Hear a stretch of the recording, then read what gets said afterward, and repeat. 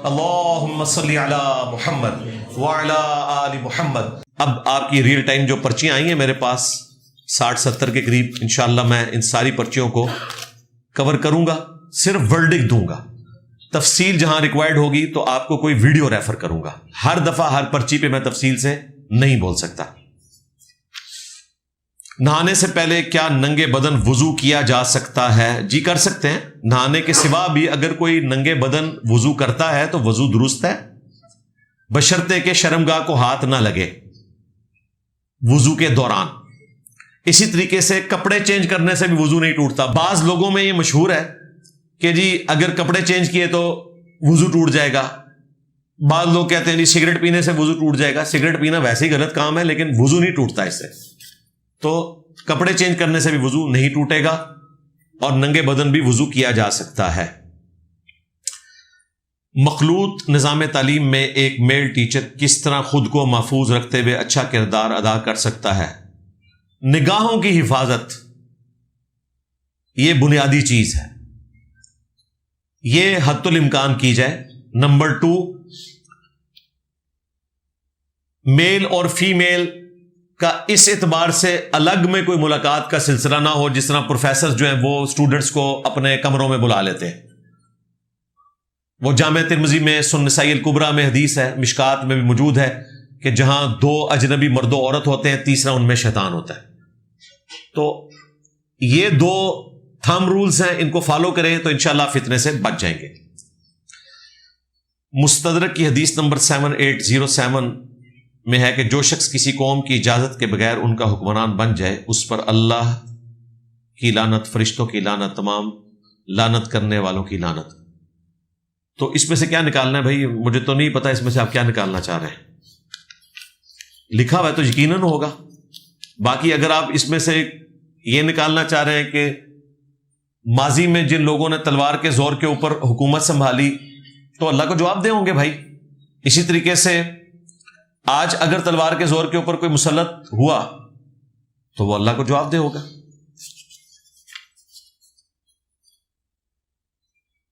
اللہ تعالیٰ کا دین حضرت آدم علیہ السلام سے آج تک ایک ہی ہے، تو کیا نبی علیہ السلام سے پہلے دین اس شکل میں نہیں تھا؟ نماز، روزہ اور باقی چیزیں تھیں، چند ایک جو شرعی معاملات ہیں وہ ڈیفرنٹ تھے، باقی ظاہر ہے کہ کسی نہ کسی فارم میں یہ تمام چیزیں موجود تھیں۔ اس امت میں تو کچھ چیزیں آسانی کے طور پر آ گئی، جس طرح بخاری مسلم میں حدیث ہے کہ مجھے اللہ نے 5 ایسی خصوصیات دی ہیں جو مجھ سے پہلے کسی پیغمبر کو نہیں دی۔ ان میں سے پہلی یہ ہے کہ پوری زمین میرے لیے مسجد بنا دی گئی۔ اگلی امتوں میں ہر جگہ آپ نماز ادا نہیں کر سکتے تھے سوائے مساجد کے، اگر سفر میں بھی ہیں تو آپ نے نمازیں گنتے جانا ہے اور واپسی پہ یا مسجد آنے پہ وہ ساری اکٹھی کر کے پڑھنی ہے۔ اس امت کو آسانی ہے کہ وہ ساتھ ساتھ جہاں چاہے نماز پڑھ سکتا ہے، یہ بہت بڑی آسانی ہے۔ اللہ تعالیٰ نے میرے لیے مال غنیمت کو حلال کر دیا، اگلی امتوں کے لیے مال غنیمت یعنی جنگ میں کافروں کا چھوڑا ہوا مال حلال نہیں ٹھہرایا تھا، اوپن میدان میں رکھا جاتا تھا، اللہ تعالیٰ کی طرف سے آگ آتی تھی جلا کے راکھ کر دیتی تھی، اس امت کے لیے وہ حلال کر دیا گیا۔ تو اس طرح کئی ایک چیزیں جو اس امت میں حلال کر دی گئی جو اگلی امتوں میں حرام تھی۔ اور ایک چیز جو بہت کریٹیکل ہے کہ اگلی امتوں میں اللہ کے سوا بھی اور ہستیوں کے لیے سجدہ تعظیمی جائز تھا، سجدہ عبادت تو کبھی بھی کسی اور کے لیے جائز نہیں رہا، اس امت میں وہ حرام کر دیا گیا۔ جامع ترمذی میں، سنن ابی داؤد میں اور سنن ابن ماجہ میں حدیث ہے، جب ایک صحابی نے حضور کو سجدہ کیا، آپ نے کہا سر اٹھا، کیا کر رہا ہے؟ جب میں فوت ہو جاؤں گا اور تو میری قبر سے گزرے گا تو کیا میری قبر پہ بھی سجدہ کرے گا؟ انہوں نے کہا نہیں یا رسول اللہ۔ تو فرمایا مجھے کیوں سجدہ کر رہے ہو؟ اگر میں سجدہ جائز سمجھتا تو بیویوں سے کہتا کہ خامدوں کو سجدہ کریں اس حق کے سبب جو اللہ تعالیٰ نے ان کا رکھا ہے۔ یعنی اس امت میں اگر سجدہ تعظیمی جائز ہوتا تو یہ ایک صورت ہو سکتی تھی جو قرآن پاک میں حضرت آدم علیہ السلام کو فرشتوں نے سجدہ کیا، یوسف علیہ السلام کو ان کے بھائیوں نے اور ماں باپ نے سجدہ کیا۔ اگرچہ اس میں بعض لوگ کہتے ہیں وہ سجدے سے مراد صرف سر جھکانا تھا، ٹو باؤ ڈاؤن کرنا تھا، وہ بھی کرنا ہو، وہ بھی اس امت میں اتنا بھی الاؤ نہیں ہے کہ آپ اتنا کسی کے سامنے جھکیں کہ آپ کے ہاتھ گھٹنوں تک پہنچ جائیں، یہ حد رکوع ہے، یہ اللہ تعالیٰ کے ساتھ خاص ہے۔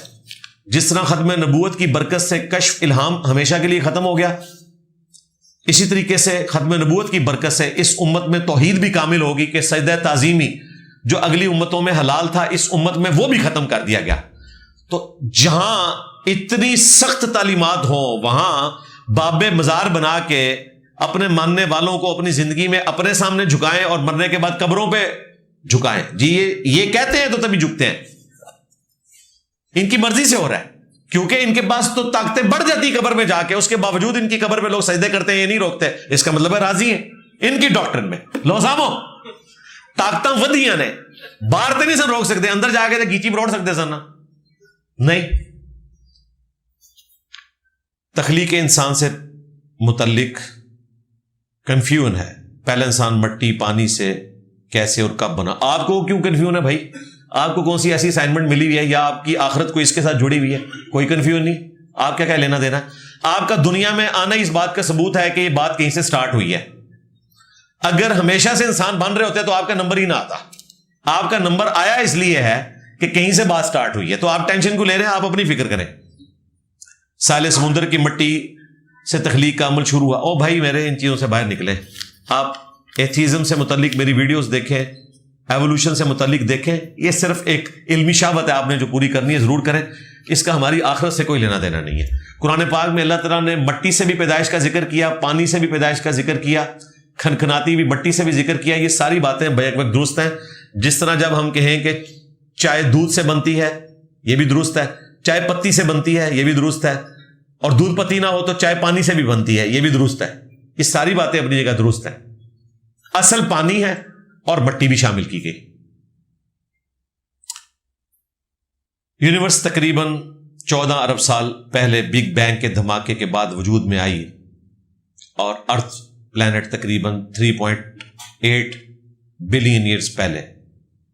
اسلام اس سے متعلق کیا ہماری رہنمائی کرتا ہے؟ اسلام یہ رہنمائی کرتا ہے کہ ان تمام چیزوں کا ایک کریٹر ہے جس نے پوری ہارمونی کے ساتھ ان چیزوں کو بنایا.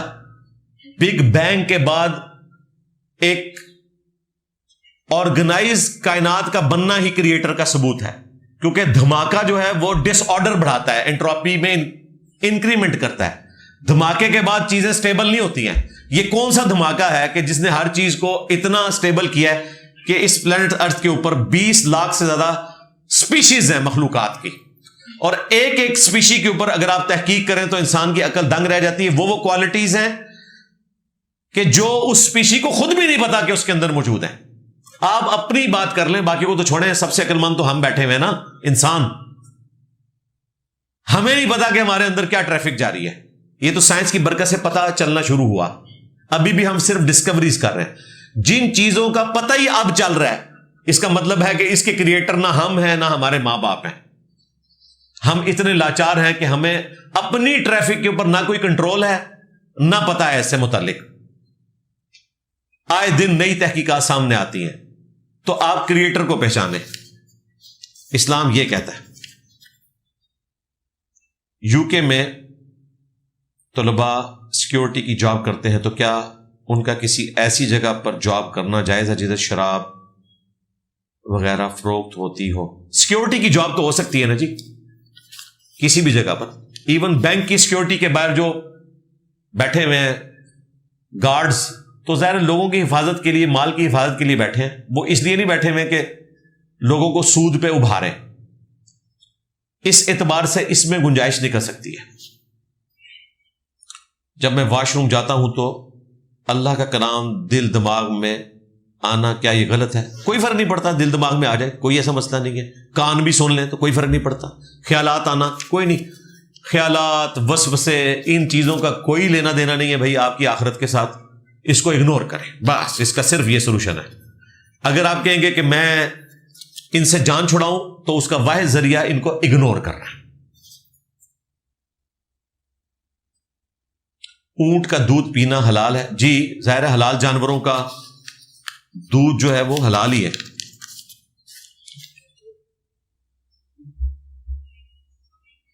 جس بندے پر جنات کا اثر ہو, کیا اس کو وہ جنات نظر آتے ہیں؟ جس پہ اثر ہے اسی سے پوچھیں جی. بعض اوقات نظر آتے ہیں, بعض اوقات نہیں نظر آتے. ہم نے اپنی زندگی میں جو جنات کا اثر دیکھا ہے اور جو جنات اپنی آنکھوں سے دیکھے ہیں, وہ زیادہ تر ہم نے جمعے والے دن ممبر کے اوپر دیکھے ہیں. ہاں من الجنت والناس، قرآن میں لکھا ہوا ہے کہ شیاطین جنوں میں بھی ہیں انسانوں میں بھی. ابن سیاد کون تھا؟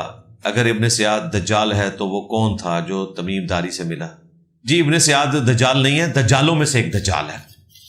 30 جھوٹے دجال ہونے، جو بڑا دجال ہے اس کے حوالے سے میری ویڈیوز ریکارڈ ہے. کیا حضرت فاطمہ کی روح اللہ نے اپنے دست قدرت سے قبض کی تھی؟ سب کی اللہ تعالیٰ ہی کرتا ہے. باقی یہ کوئی اسپیشل پروٹوکول جس طرح کا حضرت عیسیٰ علیہ السلام کو حاصل ہے وہ والا نہیں تھا، جذباتی باتیں. امام حاکم نے لکھا ہے کہ جس صحابی کی شان میں سب سے زیادہ احادیث ہیں اس کا نام علی ہے. امام حاکم نے احمد بن حنبل کا قول نقل کیا ہے، انہوں نے خود نہیں لکھا، کیونکہ امام حاکم سے تو یہ لوگ نفرت کرتے ہیں، اہل سنت کے جو ناسبی ہیں. تو ان کو بتائیں کہ جو ناسبیوں کے امام ہیں نا، ہمارے نزدیک نہیں، یہ ناسبی جن کو اپنا امام مانتے ہیں احمد بن حنبل، یہ ان کا قول صحیح سند سے نقل کیا ہے. یہ ہمارے استاد شیخ زبیر صاحب نے بھی نقل کیا ہے کہ سب سے زیادہ احادیث حضرت علی کی شان میں ہے. تو ہم یہ چاہتے ہیں کہ ایک پوری ویڈیو جس میں تمام فضائل ہوں. ہم یہ چاہتے ہیں کہ آپ المستدرک للحاکم میں حضرت علی کے فضائل والا چیپٹر پڑھ لیں، ہم یہ چاہتے ہیں آپ سے، تو آپ یہ کر لیں.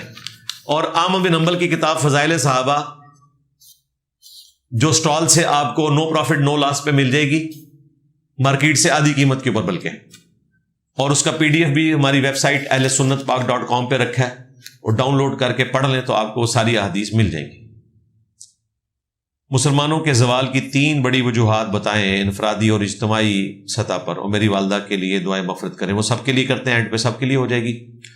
3 بڑی وجوہات کی بجائے ایک ہی وجہ لے لیں، اور وہ یہ ہے کہ قرآن سے دوری ہے اس امت کی.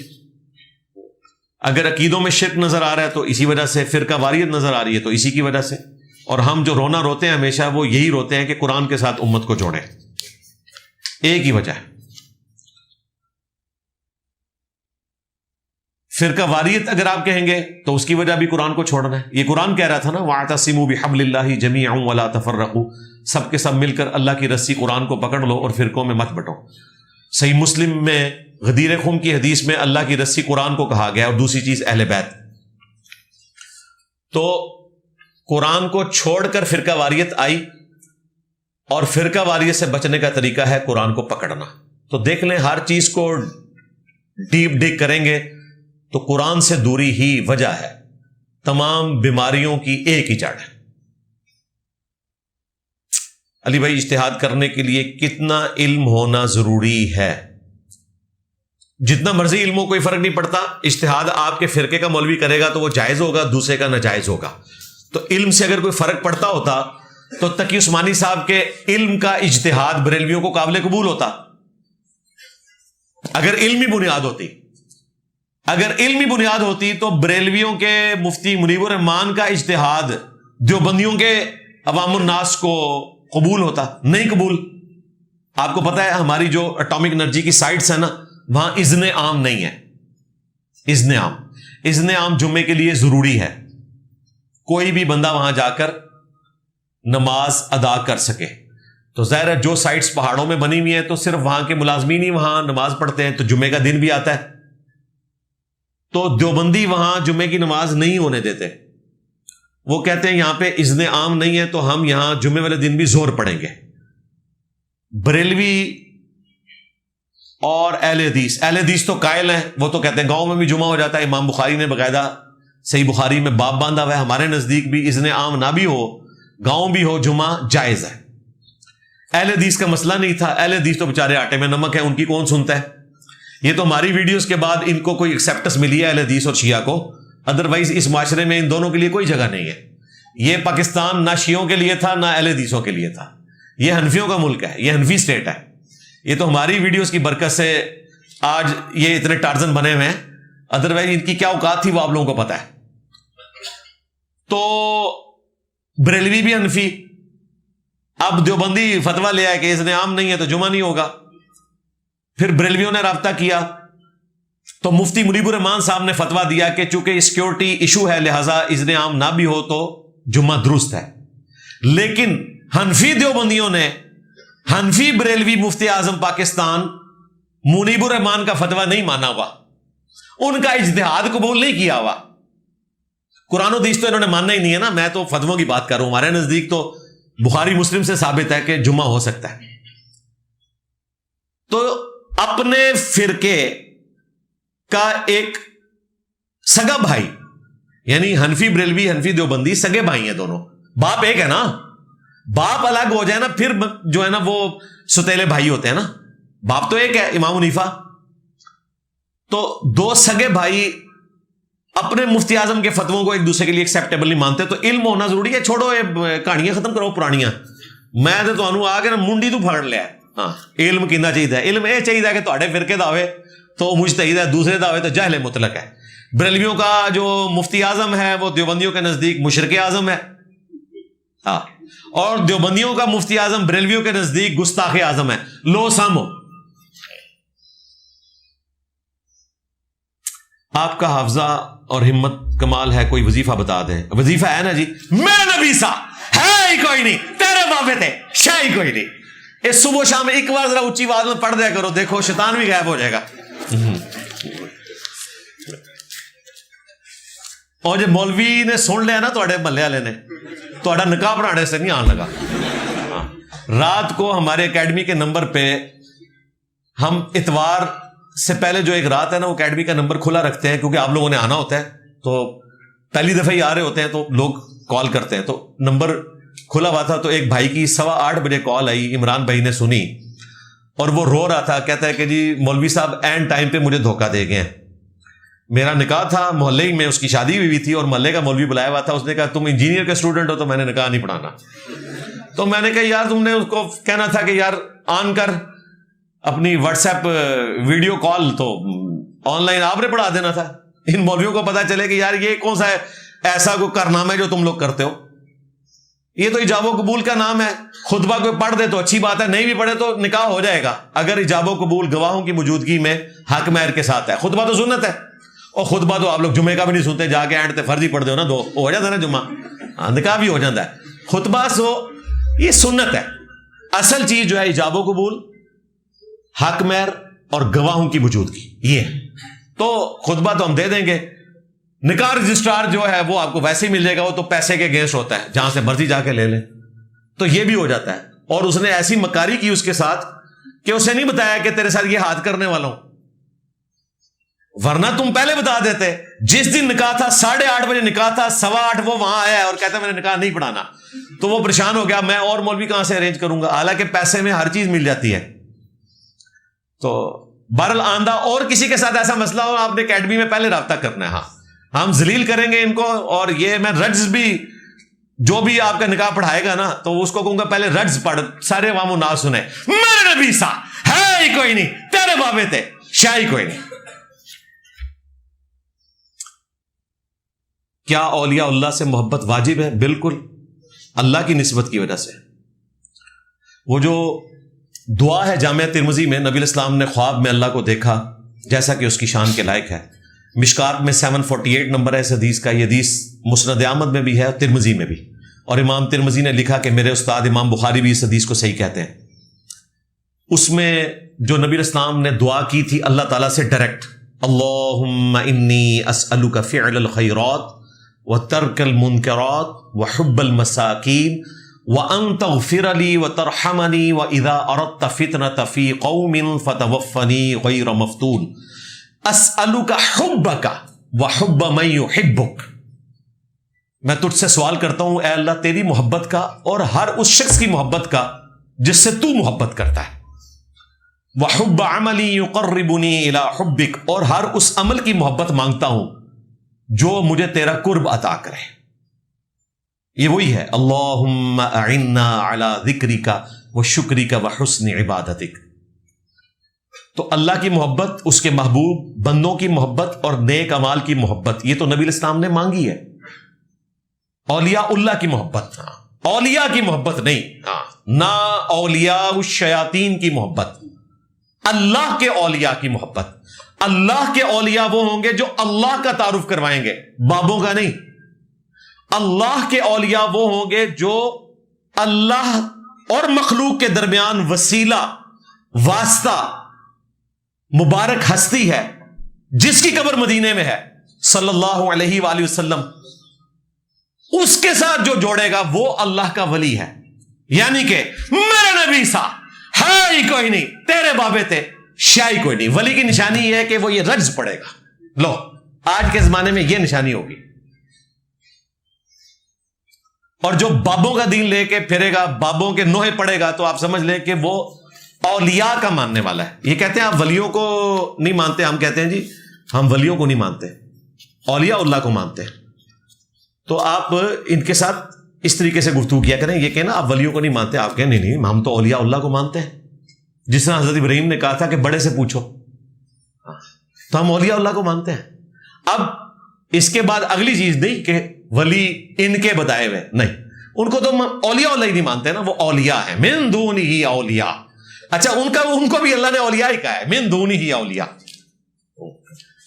تو جب یہ زیادہ زور لگائے تو آپ کے ہاں بالکل ہم مانتے ہیں، من دونہ اولیاء مانتے ہیں. اور اس کے بعد کے بزرگوں کے نام لینا شروع کر دیں. انہوں نے کیڑی عربی آندی ہے جڑے جڑے بزرگوں نے کہنے نا کہ اینو مندے ہو کو، ہاں جی بالکل من دونہ اولیاء مننے جی، بالکل من دونہ اولیاء نے من دونہ آستہ پڑھ کے اولیاء اچھا پڑھ دیو، تو بالکل مننے انہوں نے.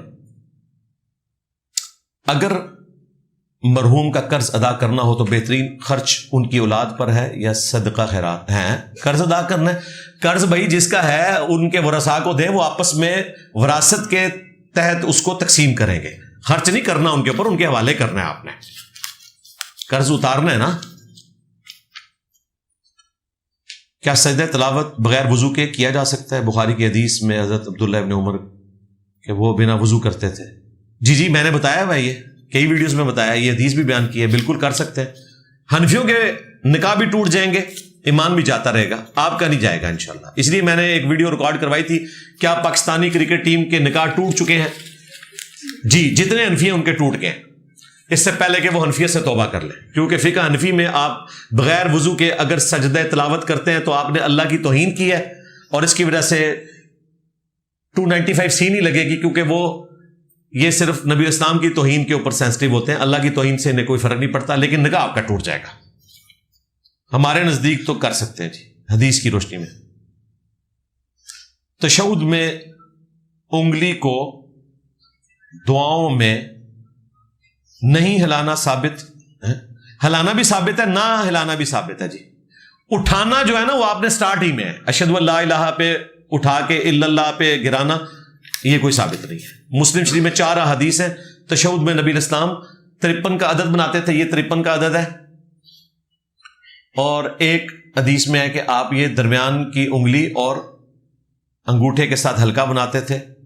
اور ابو داؤد میں ہے کہ انگلی ہلکی سی جھکی رکھتے تھے، ایسے نہیں اٹھاتے تھے، ایسے. وہ میں نے نماز کا پریکٹیکل سارا بتایا ہوا ہے. تھرو آؤٹ اٹھا کے رکھنا ہے. دعاؤں میں آپ حرکت دے سکتے ہیں، حرکت دینا بھی ثابت ہے اور نہ دینا بھی ثابت ہے، لیکن اٹھانا آپ نے مسلسل ہے. کیا انسانوں کی اوقات ہے کہ وہ اللہ سے ڈائریکٹ مانگ سکیں کیونکہ ہم گناہ گار ہیں؟ تو کیا ہم نیک لوگوں، یعنی اس کا مطلب ہے کہ نیک لوگ جو ہیں ان کی طاقت جو ہے وہ اللہ سے بھی زیادہ ہے، یہ بتانا چاہ رہے ہو؟ اسے تو یہی لگ رہا ہے کہ اللہ تعالیٰ تو گناہ گار بندوں کو نہیں سنبھال سکتا، اس کے لیے بابے چاہیے سنبھالنے کے لیے. قرآن میں تو لکھا ہے سب سے نیک انسان اس کائنات میں اگر کوئی ہے تو وہ ہے جس کی قبر مدینے میں ہے صلی اللہ علیہ وآلہ وسلم. ان سے اللہ فرما رہا ہے وَإِذَا سَأَلَكَ عِبَادِي عَنِّي فَإِنِّي قَرِيبٌ اجیب دعوت الداعی اذا دعان. اے میرے محبوب، جب میرے بندے آپ سے میرے بارے میں پوچھتے ہیں نا تو آپ فرمائیں میں تمہارے بالکل قریب ہوں، ہر پکارنے والے کی پکار کو سنتا ہوں جب وہ مجھے پکارے. سب سے بیسٹ موقع تھا کہ کہا جاتا کہ اے نبی ان سے فرماؤ کہ میرا وسیلہ بیچ میں ڈالو اللہ تک پہنچنے کے لیے. اگر صحابہ کرام نبی الاسلام کی موجودگی میں آپ کی تعلیمات کی روشنی میں اللہ کے بتانے پر اللہ کو ڈائریکٹ پکار رہے ہیں اور تعلیم کون کر رہا ہے؟ نبی الاسلام. تو بابے تھے شاہی کوئی نہیں، میرے نبی سا ہے ہی کوئی نہیں، تیرے بابے تھے شاہی کوئی نہیں. پورے قرآن کا خلاصہ یہی ہے، بالکل میں آپ کو بتا رہا ہوں. قل انی اخاف ان عصیت ربی عذاب یوم عظیم، نبی تم فرماؤ بالفرض اگر میں بھی اپنے رب کی نافرمانی کروں، سمجھانے کے لیے مجھے ڈر ہے کہ بڑے دن کا عذاب مجھے بھی آ پکڑے گا۔ سورۃ الانعام، سورہ الزمر، سورہ یونس، 3 جگہ یہ آیت آئی ہے۔ تو مجھے بتائیں اگر نبی علیہ السلام کے ذریعے یہ کہلوایا جا رہا ہے کہ اگر انہوں نے بھی اپنے رب کی نافرمانی کی تو پکڑے جائیں گے، تو بابے تھے شاہی کوئی نہیں، میرے نبی سا ہے ہی کوئی نہیں، تیرے بابے تھے شاہی کوئی نہیں۔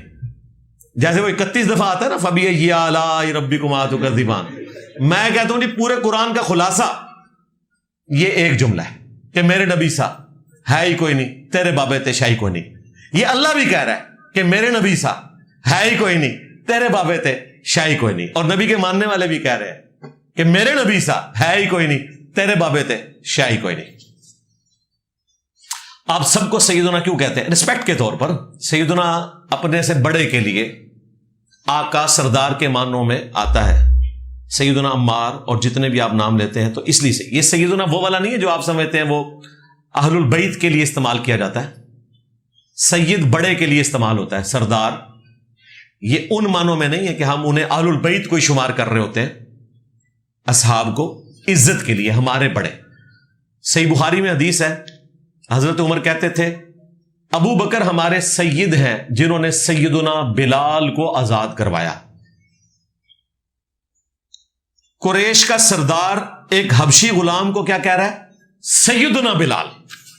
غلام کو، یہ آپ امیجن نہیں کر سکتے جہاں قبائلی سسٹم میں غلاموں کی کوئی حیثیت ہی نہ ہو، اسلام ان کو یہ مقام دے کہ اسلام کے ماننے والے غلاموں کو سیدنا کہنا شروع کر دیں۔ تو یہ سیدنا کا ثبوت میں نے بخاری سے دے دیا۔ حضرت عمر نے کہا کہ ابو بکر ہمارے سید ہیں، انہوں نے سیدنا بلال کو آزاد کروایا۔ یعنی حضرت عمر ایمان میں سبقت لے جانے کی وجہ سے حضرت بلال کو اپنا سید کہتے تھے۔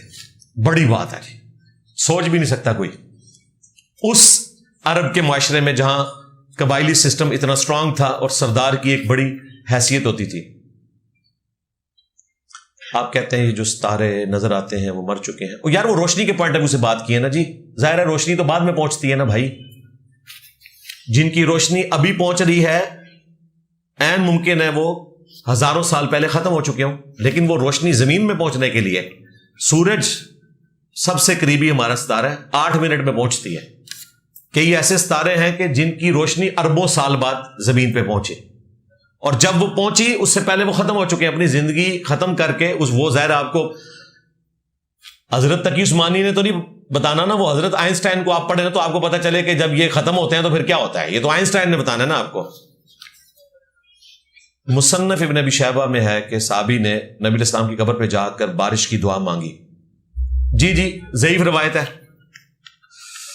مالک الدار کی توثیق صرف ایک محدث نے کی ہے، ابن حبان نے، تو وہ جو راوی ہے جس سے یہ روایت سٹارٹ ہو رہی ہے وہ بھی مجہول ہے، آمش کی تدلیس ہے اور ان سے روایت کر رہا ہے، تو سما کی تصریح نہیں ہے، یہ روایت کمزور ہے، اگرچہ اسے حافظ ابن کثیر ابن حجر نے صحیح کہا، لیکن اصول محدثین پہ جو امام مسلم نے مقدمے میں لکھا یہ روایت ضعیف ہے۔ اس سے بڑھ کر بریلویوں کے جو اس دور کے بڑے محقق ہیں، عباس رضوی صاحب جو کیو ٹی وی پہ بھی آتے تھے مفتی اکمل صاحب سے پہلے محقق کے طور پر، انہوں نے بھی خود مانا ہے کہ آمش کی تدلیس والی روایتیں ضعیف ہوں گی، چاہے وہ ابو صالح سے بھی ہوں۔ واللہ آپ زندہ ہیں، ان کی کتاب ہے حیات الانبیاء فی قبورہم، امام بیہقی کی کتاب کی انہوں نے شرح لکھی ہے 18 حدیثوں کی، اتنی سی امام بیہقی کی کتاب ہے، شرح اتنی ہے 18 حدیث کی، اتنی موٹی شرح، اور رگڑا انہوں نے وہابیاں نو لایا، دیوبندیاں نو، اہل حدیثاں نو، وہ بھی مانتے ہیں کہ آمش کی تدلیس ابو صالح سے بھی ہو تو روایت کمزور ہوتی ہے۔ باقی جو میں نے آج بتایا مفتی اکمل صاحب کو جو میں نے جواب دیا 2 گھنٹے کا استعانت کے مسئلے پہ، اس میں میں نے تفصیل سے اس کو ڈسکس کیا ہے۔ جب آپ صلی اللہ علیہ وآلہ وسلم نے منع فرمایا تراویح پڑھنے سے، جی کوئی نہیں منع فرمایا، جھوٹ، بالکل جھوٹ، تو حضرت عمر نے یہ شروع کیوں کروائی؟ بالکل جھوٹ، نہ حضرت عمر نے شروع کروائی نہ نبی علیہ السلام نے منع کیا، بالکل ایسا نہیں ہے۔ 3 دن تک نبی علیہ السلام نے خود جماعت کروائی، بعد میں صحابہ کو یہ کہا کہ جماعت سے میں نے نہیں پڑھنی، مجھے خدشہ ہے کہ تم پہ فرض نہ ہو جائے، اپنے گھروں میں پڑھو۔ بخاری مسلم میں الفاظ ہیں، اما عائشہ کہتی ہیں لوگ اپنی اپنی تراویح کی نماز پڑھتے تھے نبی اسلام کے مبارک زمانے میں، حضرت ابوبکر کے زمانے میں بھی، حضرت عمر کے بھی پہلے 3 سال. پھر حضرت عمر نے کہا کہ جیسا کہ نبی اسلام خود 3 دن جماعت کروا کے سنت کو اسٹیبلش کر چکے ہیں اور چھوڑا نفرت کی وجہ سے نہیں، نعوذ باللہ، اس خدشے سے کہ فرض نہ ہو جائے، تو اب تو خدشہ نہیں ہے، وہی تو نازل نہیں ہونی، تو میں اس سنت کو اسٹیبلش کروں. تو انہوں نے سنت کو رینیو کیا تھا، کوئی نئی جماعت شروع نہیں کروائی. اچھی بدعت اور بری بدعت، یہ آپ میری ویڈیو دیکھ لیں. تو شیعوں کا موقف کیا درست ہے؟ شیعہ جو اس میں غلو کرتے ہیں بالکل درست نہیں ہے جی. شیعہ قیام اللیل کے قائل ہیں، وہ کہتے ہیں مسجد میں نہ کیا جائے، تو ٹھیک ہے اپنے گھر میں تو کریں نا. شیعہ کی اکثریت تو 5 وقت کی نماز پڑھ لے تو بڑی بات ہے بھائی. 10 محرم کے جلوس میں مجھے اتنا دکھ ہوتا ہے کہ اہل بیت کی کاز کے لیے نکلے ہیں، جب ظہرین کا وقت آتا ہے تو بس چند لوگ ہی نماز کے لیے کھڑے ہوتے ہیں، باقی تو کہتے ہیں کپڑے پلیت ہیں. اور یہ صرف شیعہ کا حال نہیں ہے، سنیوں کے بھی میلاد کے جلوسوں میں خود شامل ہوتے تھے. جلوس میں 5000 بندہ ہے، مسجد میں 50 بھی نہیں ہوتے تھے. زور کے وقت، لنگر کے وقت سارے ہوتے تھے.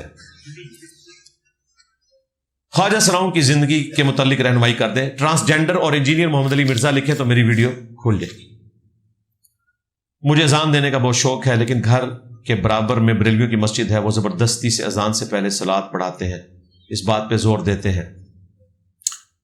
تو اذان آپ اپنے گھر دے لیا کریں بھائی، شوق پورا کر لیں. شوق نہیں ہوتا، بس یہ صرف ایک دکھلاوا ہی ہوتا ہے لوگوں کو دکھانے کے لیے. بابوں نے بھی اسپیکروں کے اوپر قبضہ کیا، ٹوٹلی ریاکاری چل رہی ہوتی ہے. شوق تو پھر اکیلے میں بھی ویسا ہی ہونا چاہیے نا. گھر میں دیں اذان آپ، کوئی مسئلہ نہیں. یا آپ وہ کریں جو سنن نسائی میں حدیث ہے، تیرے رب کو اس گڈریے پہ بڑا پیار آتا ہے کہ جو پہاڑ کی چوٹی پر اکیلا اذان اور اقامت کہہ کے جماعت سے نماز پڑھتا ہے. تو آپ کبھی کبھار نکل جائیں پہاڑوں کی طرف دور دراز اور وہاں اونچی آواز سے اذان دیں، شوق پورا کریں. آپ کو لاہور کا راستہ نہیں دکھایا، کرایہ بھی دے دیا. حضرت علی جنتی نوجوانوں کے سردار ہیں، اس کے برعکس کیا یہ درست ہے؟ حضرت علی نہیں، سیدنا حسن حسین کے بارے میں علی ان سے بہتر ہیں، یہ سات الفاظ ہیں. اسی طرح کیا یہ حدیث درست ہے حضرت ابوبکر جنتی بزرگوں کے سردار ہیں؟ جی ہے، یہ ترمذی میں ابوبکر و عمر. ہماری مسجد میں جمعہ کے خطبہ میں قاری صاحب نے بیان کی، جی میں نے بہت پہلے بیان کی ہوئی ہے. جنت کا سردار کون، آپ میری ویڈیو دیکھیں. جو دنیا میں بڑھاپے کی حالت سے گئے، تو جامع ترمذی میں حدیث ہے کہ انبیاء کو چھوڑ کر بوڑھوں کے سردار، یعنی جو دنیا سے بوڑھے گئے، وہاں تو سارے جوان ہوں گے، ابوبکر و عمر ہے. اور ترمذی میں حدیث ہے جنتی نوجوانوں کے سردار، یعنی جو جوانی کی عمر میں گئے دنیا سے، وہ حسن حسین ہے. اور ابن ماجہ میں اور حاکم میں ہے کہ ان کے والد ان سے بھی بہتر ہیں. کسی کام سے روک تھام کے لیے اللہ کی بارگاہ یعنی مسجد میں بیٹھ کر قسم کھانا اور اس بات کو بعد میں بھول کر پھر سے شروع کر دینا. قسم کا کفارہ ادا کریں گے. قسم کا کفارہ سورۃ المائدہ کی آیت نمبر 89 میں آیا. 10 مسکینوں کو کھانا کھلائیں. غلام والا تو ظاہر آج کل معاملہ نہیں ہے، یا ان کو کپڑا لے کے دیں، اور غریب ہیں تو 3 روزے رکھیں گے. آپ فرقوں کے خلاف ہیں، مگر آپ کے عقائد اور دلائل زیادہ تر سلفی ہیں. اس کی وجہ آپ یہ لکھیں کہ سلفیوں کے عقائد زیادہ تر میرے والے ہیں. یہ کہ ہم تو شروع سے ہیں. یہ سلفی ٹرم ہی انہوں نے بعد میں استعمال کی ہے. اہل سنت کی ٹرم استعمال ہوتی تھی. سلفی تو یہ ابھی کی ٹرم ہے، علماء عرب نے شروع کی ہے. تو میرے عقائد سلفیوں والے نہیں ہیں، سلفیوں کے عقائد میرے والے ہیں، کیونکہ ہم تو شروع سے ہیں. ہم تو اہل بیت کے ماننے والے ہیں، خلفائے راشدین کے ماننے والے ہیں. اہل سنت ہیں. جو امام مسلم نے مقدمے میں لکھا کہ اہل سنت کی حدیثیں لی جائیں گی، اہل بدعت کی نہیں لی جائیں گی. اب یہ بات کریں گے نا تو یہ سلفی اہل حدیث کہیں گے کہ اہل سنت ہم ہیں.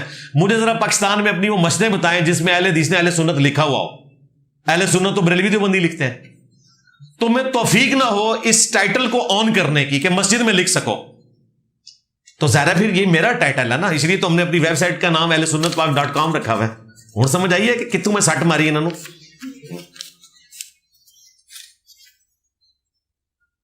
حدیث میں آتا ہے کہ دنیا میں مشکلات اور مصائب برداشت کرنے والے انسان کو جب جنت دکھائی جائے گی تکلیف بھول جائے گا. جی صحیح مسلم میں اس کے وائس ورثہ بھی ہے کہ جس نے آسائش دیکھی ہے جب اسے جہنم کا ایک پھیرا لگایا جائے گا وہ دنیا کی ساری آسائش بھی بھول جائے گا. یہ بھی ہے. اس میں مراد نبی الاسلام بذات خود ہیں یا صحابہ؟ اور نہیں، نبی الاسلام اور صحابہ کرام کہ جو ڈومیننٹ لوگ ہیں وہ تو بغیر حساب و کتاب کے جائیں گے نا، 70,000 لوگ بغیر حساب و کتاب کے جنت میں جائیں گے نا۔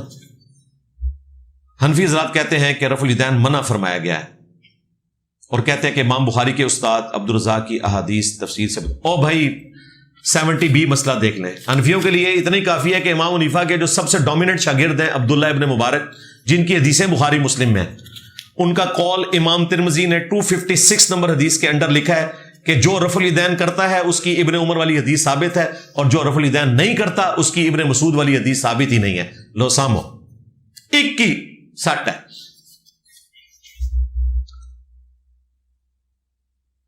آپ نے حدیث سے بتایا کہ جھوٹ بول کر مال نہیں بیچنا چاہیے، جی بخاری میں ہے کہ مال تو بک جائے گا لیکن برکت اٹھ جائے گی، جھوٹی قسم کھانے سے بھی، سچی قسم کھانے سے بھی۔ جھوٹ تو خیر بہت بڑی چیز ہے۔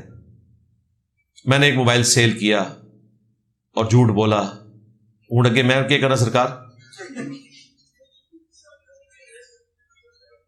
ایک یار ایڈی مشکل اردو لکھی ہے، مجھے تو سمجھ نہیں ہے کی کہنا چاہ رہے ہیں۔ کسی دوسرے موبائل شاپ سے لے کے ادھر بیچا ہے، وہ کہتے ہیں وہاں پر موبائل کی قیمت کم تھی، میں نے اون کر لیا نا یار پرانا، توبہ کرو یہ دیتے میں کیا کراں۔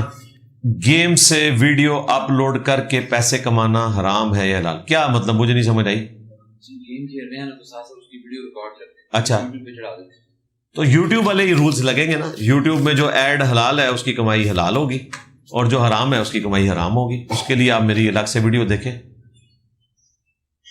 کیا مرد کا کو ایجوکیشن والے اسکول میں پڑھانا درست ہے؟ بہتر تو ہے کہ نہ پڑھائے، جب تک کوئی اور جاب نہیں تو پڑھا لے، ادروائز اوائڈ کرے اس کو۔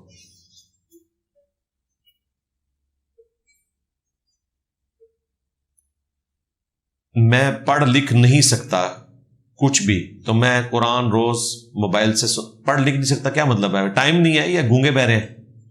نہیں، پڑھنا لکھنا نہیں آتا۔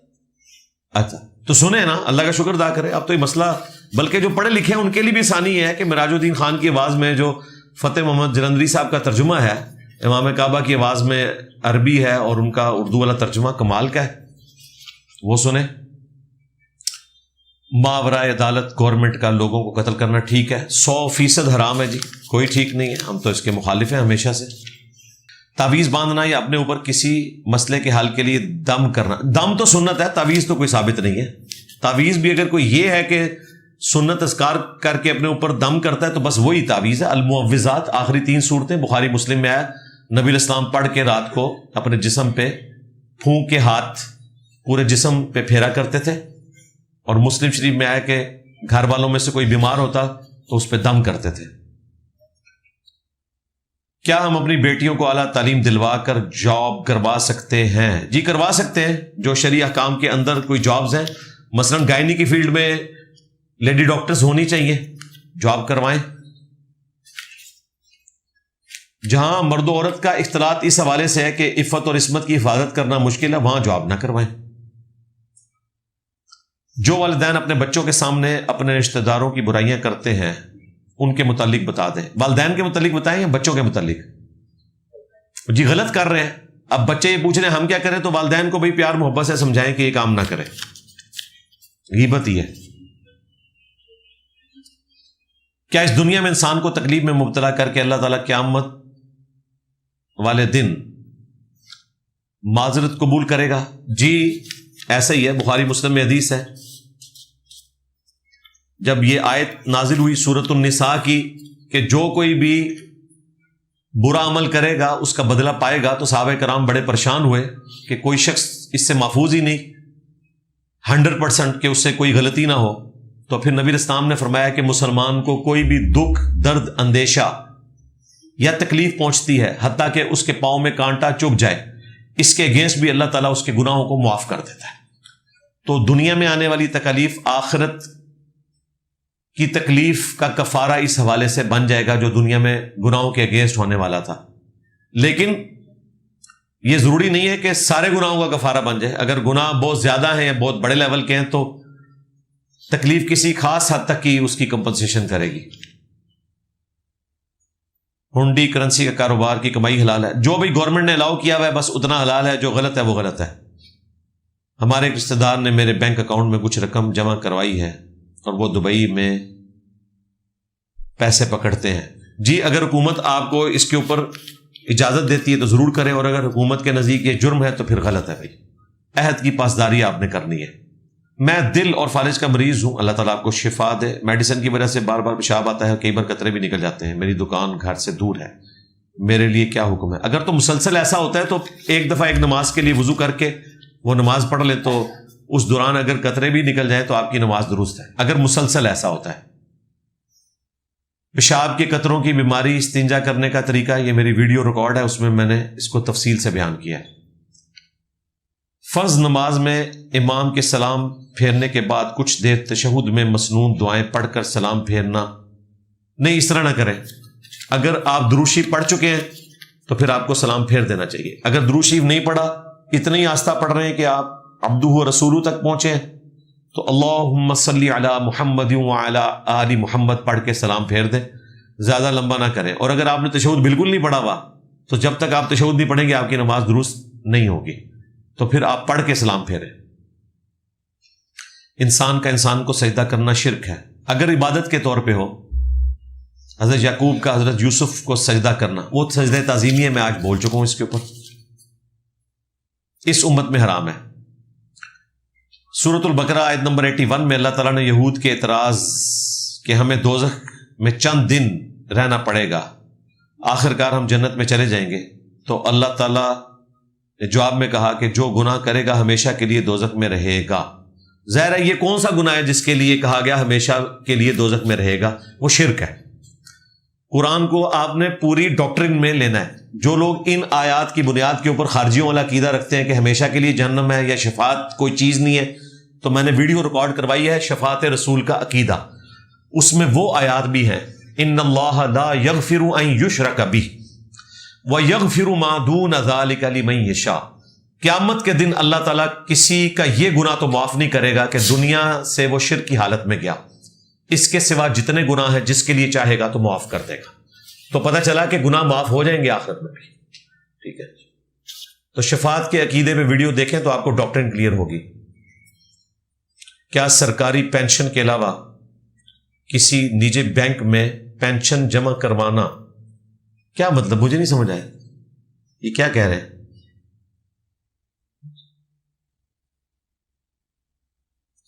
یہ پوچھنا چاہ رہے ہوں گے کہ پینشن کسی ایسے بینک میں جو سودی کام کرتا ہے آپ اس میں جمع کروائیں، تو آپ کرنٹ اکاؤنٹ میں کروا لیں اگر وہاں آپ نے کروانی ہے. پروفٹ نہیں لے سکتے. پروفٹ آپ صرف ایسے بینک کا لے سکتے ہیں جو اسلامک بینکنگ والا ہے. آپ ان سادہ مسلمان جو خود سے ہی فرقہ واریت سے دور ہیں، کوئی سادہ نہیں، نے بڑے مکار نے. مجھے آپ سادہ سے سادہ سنی مسلمان دکھائیں جو شیعہ کی امام بارگاہ میں بھی جا کے جمعے کی نماز پڑھتا ہو. لو سامو، یہ بڑے بڑے مسکین بن کے آتے ہیں. سادہ کوئی نہیں جے پورے جے پتہ سارے نو. سادہ سے سادہ سنی مسلمان جو حنفی ہے وہ رفع الیدین کرنے والوں سے نفرت کرتا ہے. اسے بتایا گیا یہ نجدی ہیں، گستاخ رسول ہیں. کوئی سادہ نہیں، بڑے کون ہے جے، میں مندے ہی نہ. آپ اپنے آپ کو کسی فرقے سے نہیں جوڑتے، ان کا بھی ذکر کر دیا کریں. جی اگر ایسی سادہ روئے ہیں تو ہم انہیں سلوٹ کرتے ہیں. جی باہر نکلنا، عملی میدان میں آئے نا. کیا پینشن سے جو پروفٹ ملتا ہے اگر اسلامک بینک میں رکھوائی بھی ہے تو پھر درست ہے. اگر بہنیں وارث ہیں اپنا حصہ لینے سے انکار کر دیں تو ان کو حصہ کیسے دیں؟ ان کے ہاتھ میں پکڑائیں، میں دیکھتا ہوں کون انکار کرتا ہے ان کے بچوں کے سامنے، اور انہیں کہیں گے ایک دن کا ٹائم ہے آپ سوچ لیں. ایک دن تو پہلے فون آئے گا، ماموں جی کل آنے کی ضرورت کوئی نہیں. ہاں، جب دینا ہی نہیں تو انگور کھٹے ہیں، پھر بہنیں کہتی ہیں چلو دینا تو انہوں نے کوئی نہیں، مانگ لیا تو بھائی بھی جاتا رہے گا، کل کو خاوند نے چھوڑ دیا تو پیچھے اس کے پاس ہی میں نے آنا ہے، تو وہ پھر بیچاری چپ کر جاتی ہیں. یہ وجہ ہوتی ہے، مرضی سے کوئی نہیں ہوتا. اہل سنت کے ہاں عصر کا وقت 5 بجے کے بعد شروع، اہل سنت نہیں حنفیوں کے ہاں، اور اہل حدیث کے ہاں 4 بجے. ظاہر اہل حدیث کا ٹائم بالکل ٹھیک ہے، تو کیا ہم 4:30 پر زہر کی ادا؟ بھائی ہمارے نزدیک تو زہر کا وقت داخل ہونے سے لے کر مغرب سے پہلے تک کسی بھی وقت ادا کر سکتے ہیں. جان بوجھ کے ایسا نہ کریں، روٹین نہ بنائیں، کبھی کبھار کر سکتے ہیں، نماز قضا نہیں ہوگی آپ کی. یوٹیوب کی انکم حلال ہے یا حرام؟ یوٹیوب کی انکم انجینئر محمد علی مرزا لکھیں تو ساری شرائط کے ساتھ میں نے بتا دیا.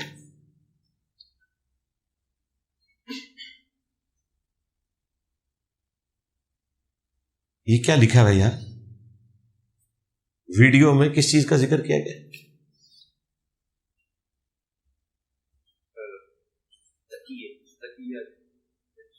اوہو اچھا، وہ یہ اس کاف کے ساتھ نہیں ہوتا. ویڈیو میں تقیے کا ذکر کیا. تقیہ جو ہے وہ سورہ ال عمران میں ہے کہ اگر آپ دشمن سے بچنے کے لیے تو تقیہ کرتے ہیں، یعنی اس کے ڈر کی وجہ سے، اور کوئی زو معنی جملہ بولتے ہیں، توریہ کرتے ہیں، یا تقیتاً آپ جھوٹ بھی بول دیتے ہیں جان بچانے کے لیے، تو وہ جائز ہے. زو معنی جملہ بولیں تو وہ تو بدرجہ اولا جائز ہے کہ آپ ایسا جملہ بولیں کہ جس کے دو معنی ہو، سننے والے کو کوئی اور سمجھ آئے اور آپ کچھ اور کہنا چاہ رہے ہو. جس طرح کہ حضرت ابراہیم علیہ السلام نے کہا تھا بڑے بت کے کندھے پر کلہاڑا رکھا. قرآن کا اسلوب یہ بتا رہا ہے، یہ الفاظ نہیں ہے کہ انہوں نے کلہاڑا رکھا تھا، لیکن قرآن میں یہ ہے کہ بڑے کو چھوڑ دیا تھا، باقی سارے توڑ دیے تھے. تو کہا کہ ان کے بڑے سے پوچھو، اور وہ بڑے سے مراد اپنے آپ کو لے رہے تھے جو ان سے زیادہ طاقتور ہے، اور ان کو یہ سمجھ آئی کہ یہ اس بڑے کا ذکر کر رہا ہے. تو جھوٹ بھی نہ ہوا، توریہ کیا، تو اس طرح کر سکتے ہیں. عبداللہ شاہ غازی کا دربار جہاں واقع ہے وہاں پانی میٹھا کیوں ہے؟ اس لیے کہ بابا گرو نانک کا جہاں مزار ہے وہاں بھی پانی میٹھا ہے، اس وجہ سے. پنجا صاحب کے پانی میں جو لوگ غسل کرتے ہیں ان کو شفا ملتی ہے، اس لیے وہاں پہ بھی ہے. لو سامو، اپنے والدین سے اختلاف رائے کسی بھی مذہبی یا دنیاوی عمل پر رکھنا جائز ہے؟ جائز ہے جی. دینی مسئلے میں تو آپ نے کسی کی پیروی نہیں کرنی سوائے قرآن و سنت کے. دنیاوی معاملات میں کوشش کرے کہ سرنڈر کر دیا کرے، یا اگر کہیں نہیں کر سکتے تو خاموشی اختیار کرے. کیا رفع الیدین نہ کرنے سے بھی میری نماز ہو جائے گی؟ میں رشتہ داروں کی تنقید سے بچنے کے لیے رفع الیدین نہیں کرتا. نہیں تو آپ نے تو کامنٹس کیے تھے کہ علی بھائی ہمیں بزدل بنا رہے ہیں، ہم نے تو یور شرم جانا ہے. یہ سارے وہ لوگ ہوتے ہیں بھائی، اور اگر آپ وہ نہیں ہیں تو پھر دلیر بنے بھائی. رفع الیدین تو کرنا ہے آپ نے. یہ جو اہل تشیع کلمہ کے ساتھ اپنے پاس سے علی ولی اللہ کہتے ہیں، شرک ہے؟ یعنی شرک کہاں سے ہو گیا؟ علی اللہ کہیں تو پھر شرک ہے. علی ولی اللہ کہہ رہے ہیں نا، اللہ کا ولی. کیا یہ جائز ہے؟ سلوگن کے طور پر جائز ہے، کلمے کے ساتھ تو جائز نہیں ہے. علی ولی اللہ کہیں، ابو بکر ولی اللہ کہیں، کلمے کے ساتھ نہیں. ویسے اب ہم انہی کو تو اصل میں ولی مانتے ہیں اللہ کا. یا علی مدد، یہ مدد والا معاملہ تو نہیں ہو سکتا، وہ اللہ کے ساتھ خاص ہے. جب ہم قبرستان سے گزرتے ہیں تو ان کو السلام علیکم یا اہل القبور کہتے ہیں. اگر سلام کا جواب نہ ملے تو ہمیں کیا فائدہ سلام کرنے کا؟ صحیح کہہ رہے ہیں، مجھے بھی آج تک جواب نہیں ملا. ویسے آپ کو جس دن ملے نا ریکارڈ کر کے مجھے بتانا ہے، میں اپنے یوٹیوب چینل سے اپلوڈ کروں گا. ہاں، اس کا جواب پتہ کیا دیں گے؟ وہ کہیں گے کہ جی یہ برزخی معاملہ ہے. تو بھائی ہمارا قبر میں جانا آواز کا برزخی ہے، ان کا اندر سے باہر آنا برزخی ہے. تو اینڈ رزلٹ کیا ہے؟ اس دنیا سے تعلق ہی نہیں رکھتا. یہ اللہ پہنچاتا ہے جو بخاری مسلم میں آئے.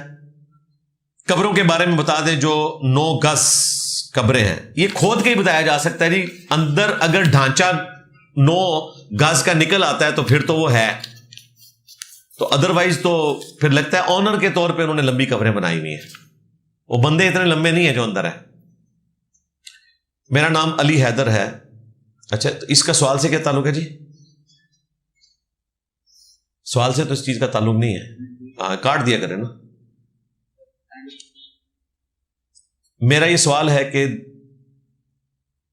دولہ شاہ کے جو دربار کہتے ہیں کہ جس کے گھر اولاد نہ ہو وہاں جا کر منت مانگے تو اولاد ہوتی ہے. اور دولہ پنجابی کہتے ہیں نا، دولہ ہے بیسیکلی، وہ لفظ دولہ ہے. اور کئی کہتے ہیں کہ وہ یہ دولہ ہوئی ہے جو عبد القادر جیلانی نے باہر کڈیا سی، یہ بھی کہتے ہیں. ہاں جی، نہیں اولاد ہو جاتی ہے جی، اس کے بغیر بھی ہو جاتی ہے، اور نہیں ہونی تو وہاں جانے سے بھی نہیں ہونی. سورہ شورا میں آیا اللہ جسے چاہتا ہے بیٹے دیتا ہے، جسے چاہتا ہے بیٹیاں دیتا ہے، جسے چاہتا ہے دونوں دیتا ہے، جسے چاہتا ہے کچھ بھی نہیں دیتا. جیسا کہ نبی علیہ السلام کی کئی بیویاں ان کی اولاد نہیں ہوئی. ہمیں محکمے والے ہر ماہ دفتر کے خرچے کے لیے پیسے نہیں دیتے، الٹا پیسوں کی ڈیمانڈ کرتے ہیں۔ آپ نے تو اپنا محکمہ لکھا ہی نہیں ہے۔ اس زمن میں لوگوں سے پیسے لے کر دفتر چلانا جائز ہے؟ حرام ہے جی، قیامت والے دن جہنم میں جائیں گے، لوگوں پہ ظلم کر رہے ہیں آپ۔ ہاں، اگر لوگ ویسے حکومت کی سپورٹ کے لیے اپنی مرضی سے دے رہے ہیں بغیر کسی غرض کے تو ضرور لیں، جس طرح کئی لوگ ہیں جو خیراتی کام کر دیتے ہیں، سڑک بنوا دیتے ہیں، کنواں کھدوا دیتے ہیں۔ اس قسم کا اگر کوئی آپ کے محکمے کے ساتھ دیکھی کر رہا ہے، مجھے تو لگ رہا ہے آپ کا محکمہ وہ ہے کہ جس کو لوگ صبح و شام قنوت نازلہ جس کے اوپر پڑھتے ہیں، تو وہ اپنی مرضی سے تو نہیں دیتے ہوں گے۔ کیا موت کا وقت دن مقرر؟ جی مقرر ہے، لیکن ہمیں نہیں پتا۔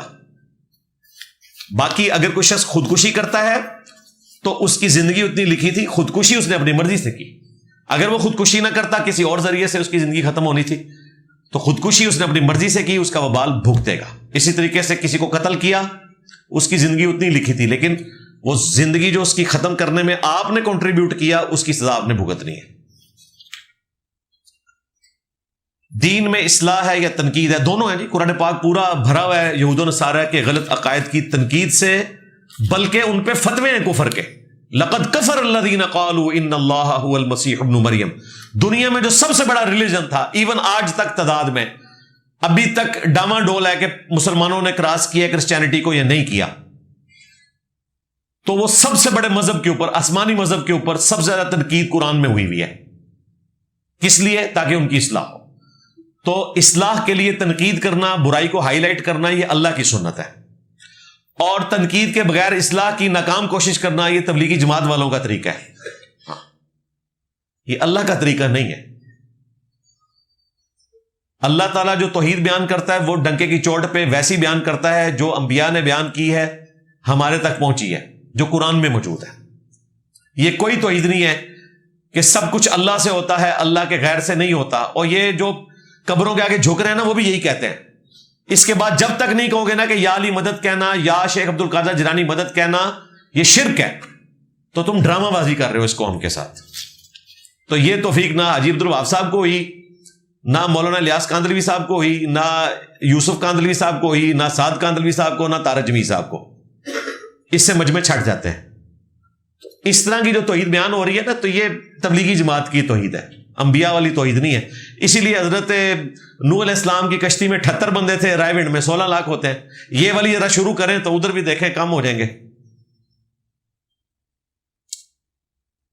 آپ اہل سنت ہی کی کتابیں کیوں فالو کرتے ہیں؟ نہیں، میں تو شیعہ کی کتاب بھی فالو کرتا ہوں۔ یہ قرآن اور اہل بیت یہ پہلے نمبر پہ رکھی ہوئی۔ عقیدہ تو قرآن سے لینا ہے، مسائل جہاں سے مرضی لیں۔ تو آپ کی بات تو غلط ہے۔ میں تو شیعہ سنی دونوں کی کامن کتاب کے پیچھے چلتا ہوں۔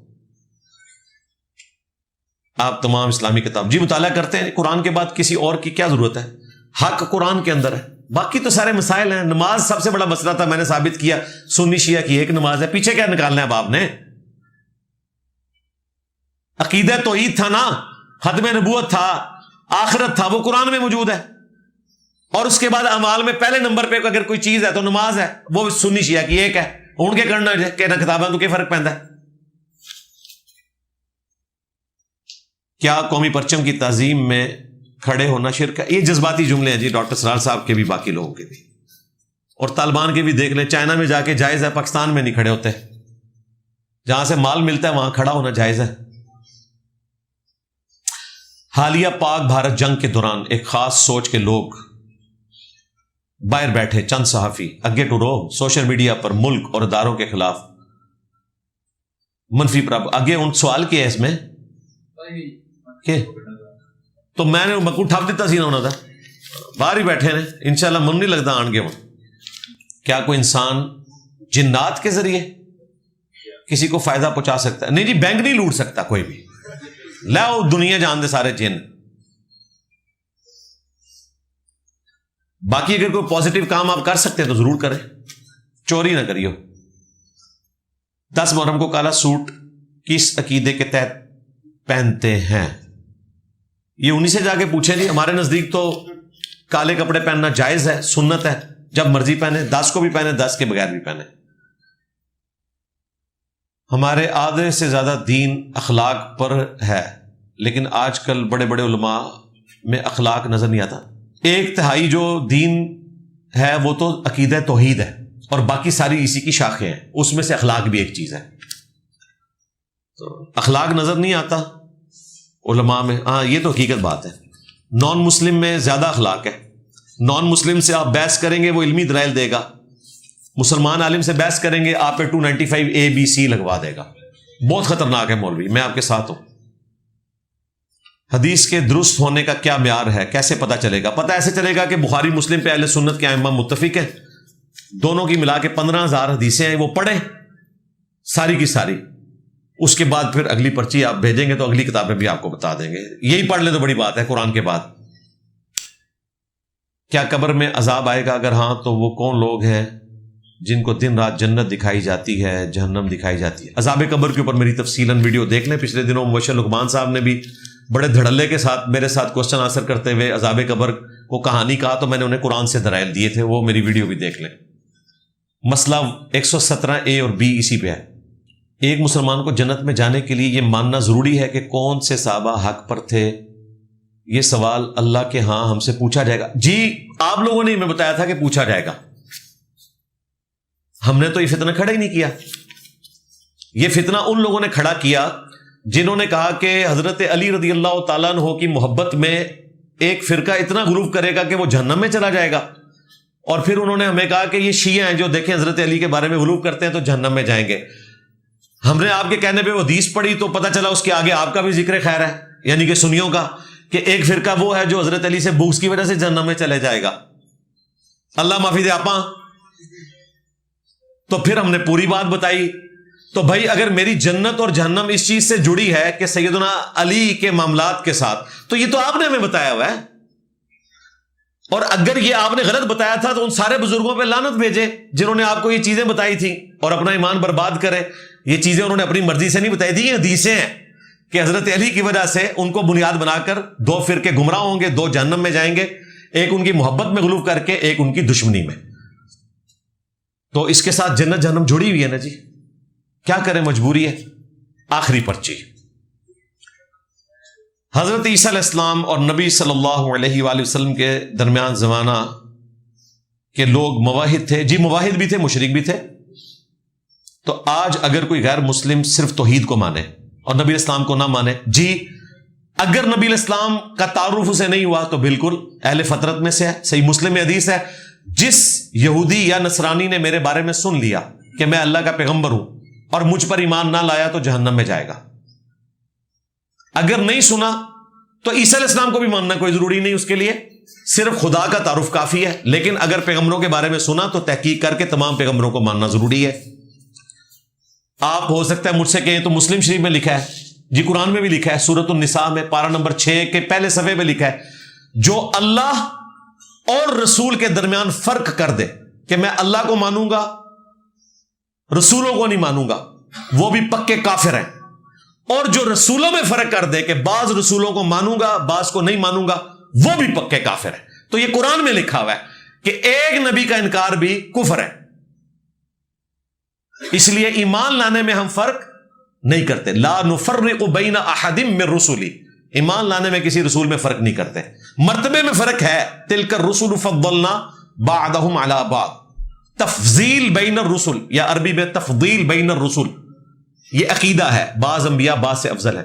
تفریق بین الرسل, ایک کو مانیں گے دوسرے کو نہیں مانیں گے, یہ کفر ہے. لا نفرق بین احد من رسلی, تفریق بین الرسل کفر, تفضیل بین الرسل ایمان. تو ایک نبی کا انکار بھی کفر ہے. حضرت عیسیٰ علیہ السلام کا انکار کرنے والا بھی اتنا ہی بڑا کافر ہے جتنا رسول اللہ کا انکار کرنے والا صلی اللہ علیہ وآلہ وسلم. یہ وہ عقیدہ ہے جو قرآن میں بیان ہوا ہے. ٹھیک ہو گیا جی. کافی سارے بھائیوں نے بہنوں نے دعاؤں کے لیے کہا ہے, آج بھی پرچیاں آئیں. اینڈ پہ ہم وسیلہ اور توسل کے طور پر دعا کر لیتے ہیں. اللہم انی اسألک بأنک انت اللہ لا الہ الا انت الاحد الصمد الذی لم یلد ولم یولد ولم یکن لہ کفوا احد وإلہکم الہ واحد لا الہ الا هو الرحمن الرحیم الف لام میم.